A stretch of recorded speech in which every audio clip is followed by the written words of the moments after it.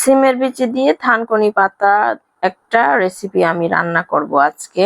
খুবই মজার একটা রেসিপি আর স্বাস্থ্যের জন্য অনেক ভালো। আর সাথে শালগম দিয়ে ইলিশ মাছ এর একটা ঝোল রান্না করব। আসসালামু আলাইকুম, welcome back to my another new blog. ছাদ থেকে অনেকগুলো থানকুনি পাতা তুলে নিয়ে আসা হয়েছিল। এগুলো ফ্রিজে কিছু অর্ধেকটা রেখে দিয়েছিলাম আর অর্ধেকটা হচ্ছে সিমের বিচি দিয়ে থানকুনি পাতা আমি একটা শাক যেভাবে রান্না করে সেম ওভাবেই রান্না করব। আর থানকুনি পাতা তো কয়েক রকমের খাওয়া যায়, সেজন্য আমি শুকনো কিছু সিমের বিচি ভাজি করে নিয়েছি। তারপরে এভাবে খোসা ছাড়িয়ে নিচ্ছি আর খোসা ছাড়ানোর পরে সুন্দর করে ধুয়ে খোসাগুলো পরিষ্কার করে আমি রান্না করব।